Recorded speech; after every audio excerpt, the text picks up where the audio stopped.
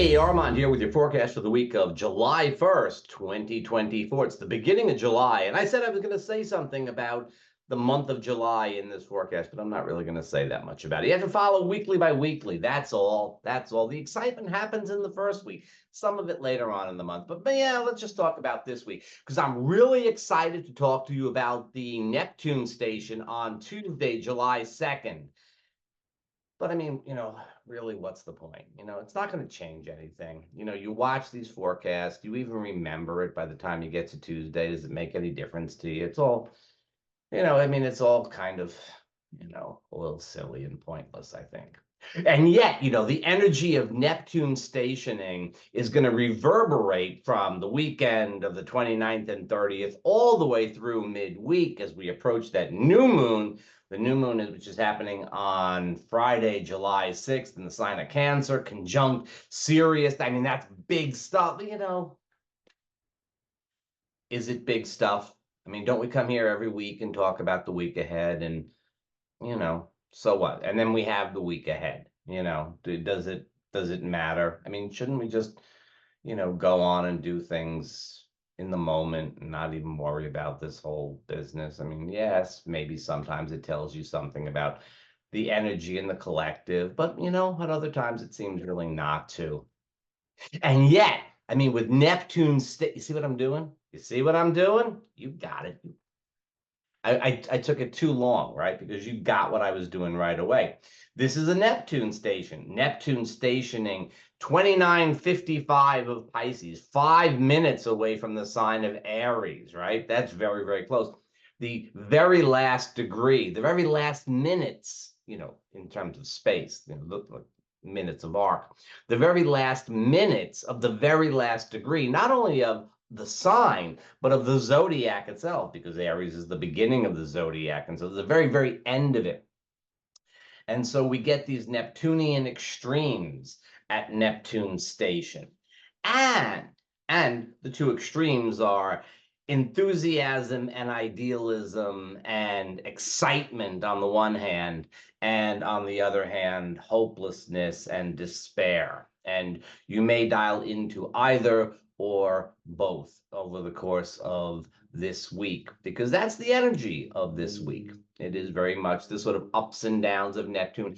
And 9 chances out of 10, none of it is really real. I mean, it's real enough in its own way. It's real enough experientially, but are you really getting something that you can sort of take to the bank?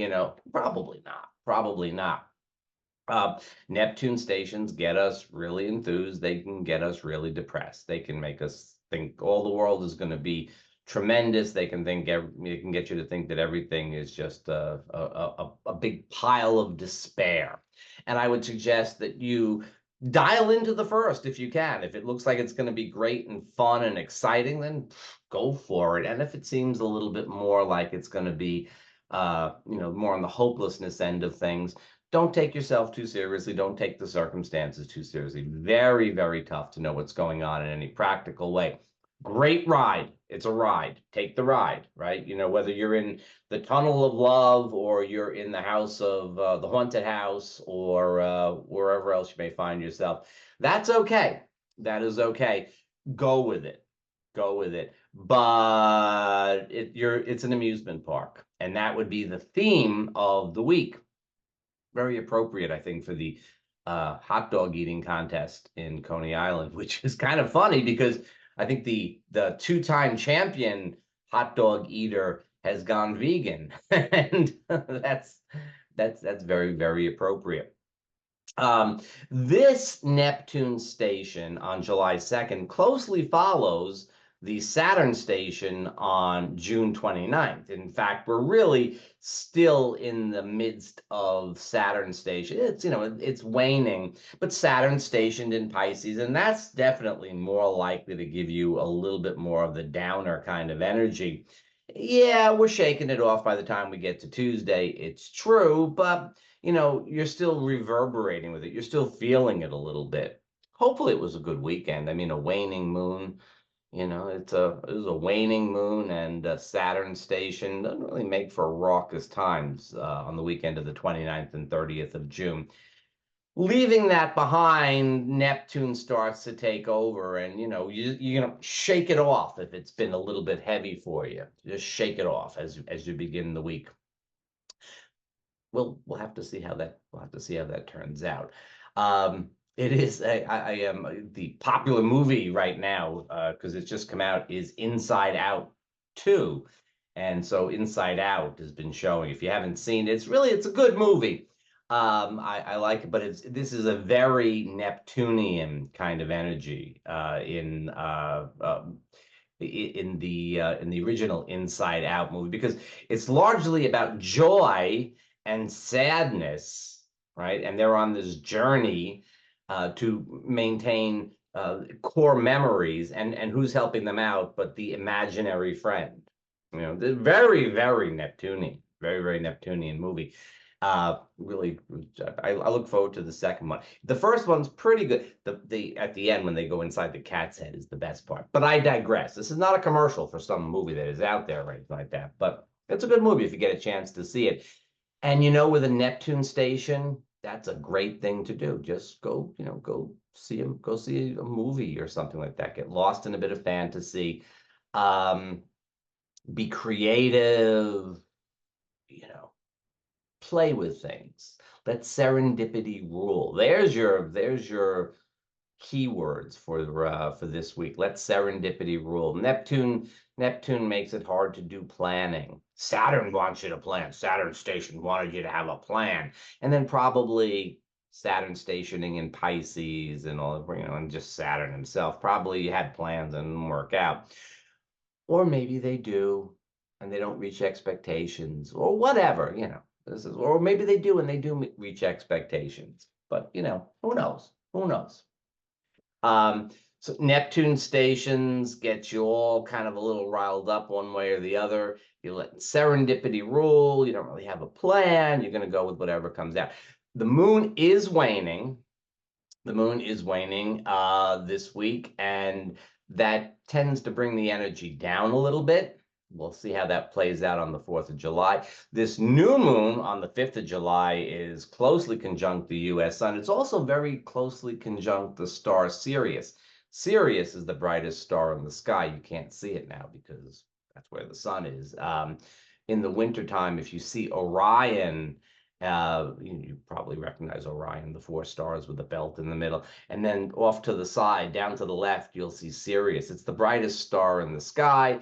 It's considered one of the big, important stars. And so this new moon conjunct Sirius, well, we'll have to see how it goes. Let's not make any kind of predictions or anything like that about that. So the new moon in Cancer, hey, Maggie, it's the 7th house for Capricorn. It's the 3rd house for Taurus. The new moon at the end of the week, it could really be a start time for things, and it is in the sign of Cancer. So think about core values, think about home, think about family, think about where you feel grounded, where you connect with others. And but the kind of like sort of biological, not necessarily. We have a lot of Aquarius energy going on lately. It's not necessarily that sort of theoretical, idealistic kind of energy. It's more like a core level emotional energy. So maybe like new beginnings, but of course takes a while to wax out of the new moon and see what's going on. So mostly we're going to acknowledge that it is a little bit of waning energy throughout the week with the Neptune station.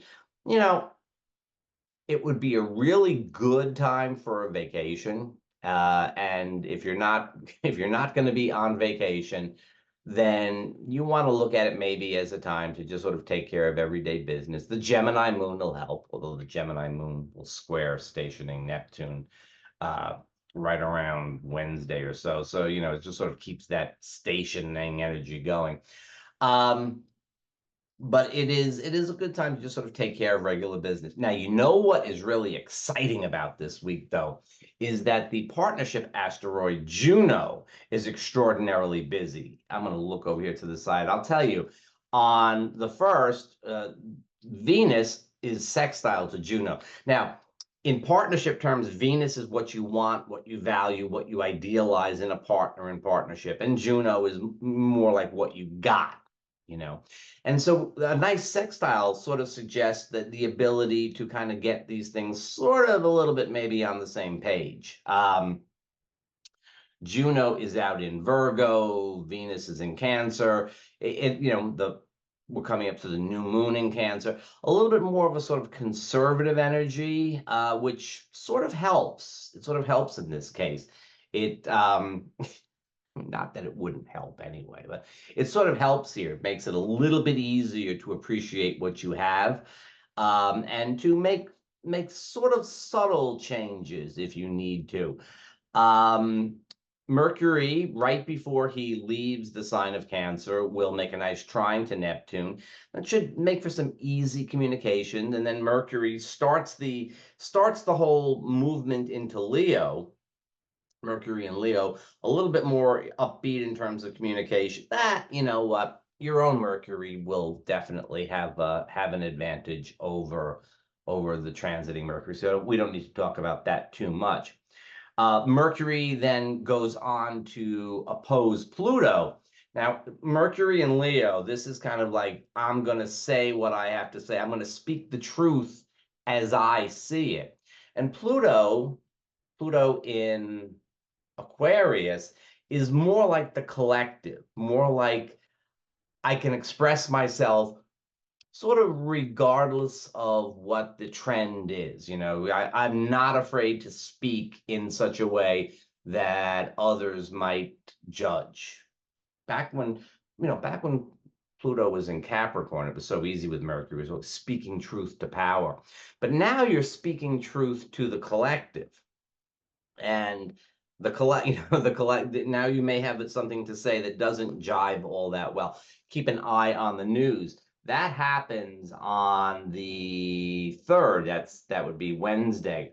Venus goes on to trine Pallas Athene. Mars trines Juno. This is all happening on the 4th and the 5th.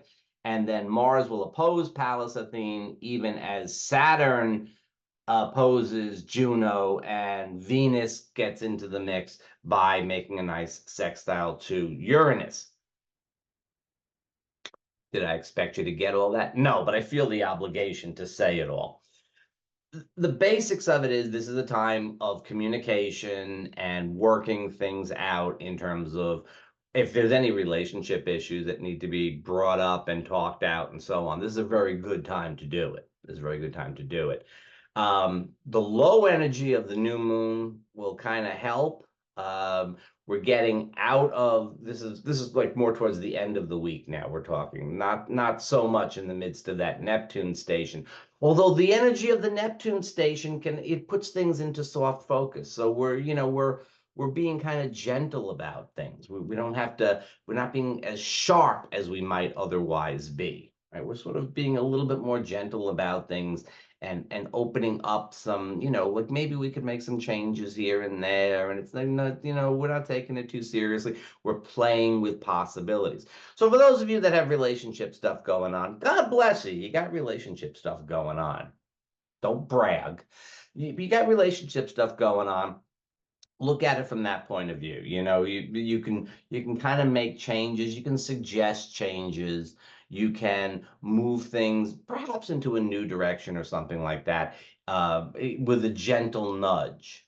Again, with the Neptune station, we're not planning things out. We're just sort of keeping things a little bit in soft focus.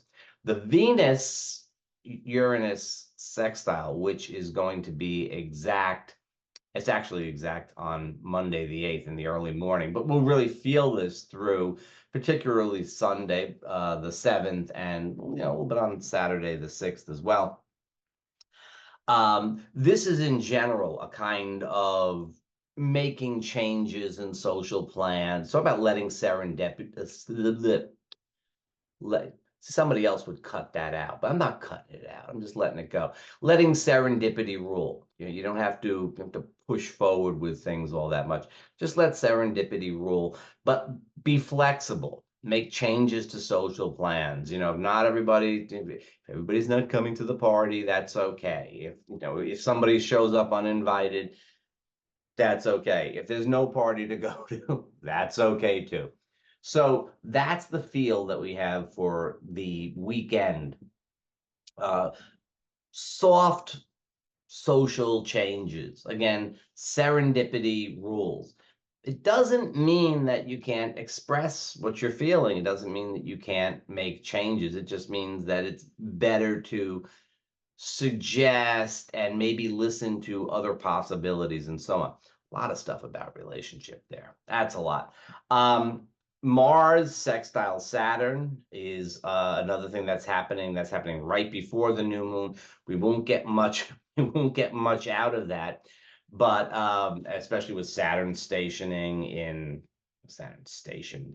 Pisces and Mars in Taurus.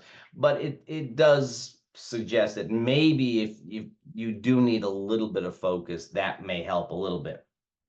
Nah, probably not. Probably not. Okay, go play. Take it easy. Let serendipity rule. Don't take things too seriously. If it's a lot of fun and it's a great time, enjoy it, but don't necessarily think, what the bottom line is and what you're going to get out of it. If things look like they're falling apart, let them. They probably aren't. If you got a relationship thing going on, move it around a little bit, play with the possibilities, open up to things, and you're good to go. All right, that's what we have for this week, the first week in July of 2024. And I'll be back next week with a whole other story, but you're not really going to listen to it anyway, are you?